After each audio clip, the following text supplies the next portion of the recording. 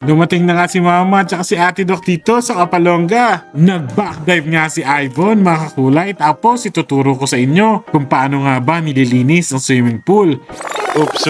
Pero bago yan, ito muna ang mga nangyari. Breakfast tayo, mga kulay. Kain po tayo mga kakulay, meron po tayo ditong kutsinta na merong masarap na sarsa. Kay kutsinta girl nila binili yan doon sa poblasyon. Tapos uminom na rin tayo ng Kirkland na collagen. Salamat po Kirkland. Tapos nilantakan na natin itong ating kutsinta. Meron ditong kulay pink at meron din kulay orange. Parehas lang naman ang lasa niyan mga kakulay, pero pwede na para pang umagahan. Katapos nating mag-almusal, syempre pakakainin naman natin ang ating mga kids. Andito si Nathan at saka si MC. Ito na nga yung pag-backdive ni Ivan kanina. Nag-backdive siya dito kahit kulay green ang tubig. Hindi ibig sabihin madumi yan mga kakulay. Ganyan talaga ang umpisa ng paglilinis ng swimming pool. Kasi ang tubig kapag na-shock yan, merong shock level na tinatawag. Kapag na-shock yan, talagang magbabago ang kulay niyan, either green or color brown. Pero kung makikita nyo, talaga namang pati si Panda ay ayun, enjoy sa dagat, maligo mga kakulay. Nakakaaliw kasi ang laki-laki na ng playground ni Panda. Dami niya nang pwedeng takbuhan at taguan. Kumakain nga dito yung mga kids at saka nag-i-enjoy ng sariwang hangin. Sila Roel, sila Ron at ako. Habang si Panda naglalaro doon sa buhanginan. Mga kulay, napakaganda talaga dito sa amin sa Kamagsaan, dito sa Kapalongga. Kung hindi ka pa nakakapunta dito, pumunta ka na. Nandito rin sila Ate Baby at saka si Kiel. Magsaswimming kasi kami. Kaso sobrang init. Kaya naisipan namin na maya-mayang hapon na. Makalipas nga ilang oras, kinain ko rin yung dala-dala ni Ate Baby na saging na sabang nilaga. Nilagyan ko ng Nestle cream. Tapos nilagyan ko rin ng gatas. Sarap talaga ng mga pagkaing probinsya mga kakulay. Talagang fresh na fresh at ang sasarap. Ito nga si MC naglalaro at habang naglalaro siya, tinatanong ko kung gusto niyo pa bumalik ng Manila. Ayaw niya na daw. Ito nga pala yung chlorine na binili natin. 90% chlorine yan. Imported itong chemicals natin. Hindi ito basta-basta nabibili kung saan-saan lang. Kung mapapansin nyo, talagang medyo delicate yung pagkakapak nito kasi talagang matapang chemical na ito. Ito ang ginagamit ko doon sa mga resort ko sa Manila mga kakulay para sigurado walang magkakaroon ng sakit sa balat, walang magkakagalis at siguradong patay lahat ng bakterya sa swimming pool. Kung makikita nyo, tatlo-tatlong balot nito at nung pagkabukas nga talagang napailag ako sa sobrang lakas ng amoy nito mga kakulay. Pero ang kagandahan dito, talagang kapag hinalo mo na yan sa swimming pool,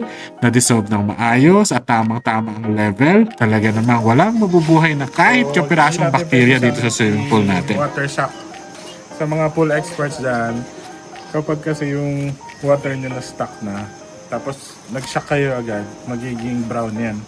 Kaya kailangan gradual yung increase natin ng chlorine content. Kung makikita nyo, sinasabog muna namin dito yung mga chlorine para ma-shock natin yung tubig. Kapag na-shock na natin yung tubig, ibig sabihin ng pagkakashock, masyadong mataas ang chlorine level. Kapag masyadong mataas ang chlorine level, ibig sabihin medyo mataas ang acid pero 0% ang mabubuhay na bakterya. Ang ginagawa natin dito mga kulay, pinapatay muna natin lahat ng bakterya. At dahil ginagawa natin yon, ang natural na chemical reaction magiging green o magiging brown ang tubig. Pero sa atin, ngayon, naging kulay green siya. Pero makalipas lang ang isa hanggang isa't kalahating araw, sobrang linis na yan. Lalong-lalo na kapag napagana natin yung filtration system ng swimming pool. Ayun nga si Ate Baby at si Derek nanonood sa amin habang naglilinis kami ng swimming pool dito. Nag-prepare na rin kami mga kakulay ng hapunan. Meron kami sinigang na hipon, tapos masarap toge, tapos meron kaming kanin at tosino. Talaga namang napakasarap mabuhay mga kakulay. Dinner time na po. Ay nako, talagang tuloy-tuloy lang ang kain. Kaya kung mapapansin yung mga kulay, ilang kilos na rin talaga dinagdag sa aking timbang. Kinain na nga natin yung sinigang na hipon mga kakulay. At syempre, habang ginagawa natin yan, nakikipagkwentuhan tayo sa kanila sa tabi. Mga kwentuhan namin dito kung ano-anong masasaya at mga kalokohan lamang habang ini-enjoy namin ang napakasariwang hangin dito sa Kamagsaan, dito sa Kapalongga. Mga kakulay, dumating na rin sila Mama madaling araw, around 12 or 1 a.m. Dumating na rin sila Mama at si Ate Doc at sobrang saya nga nito mga kakulay. May dala-dala nga sila dito ng Jollibee, may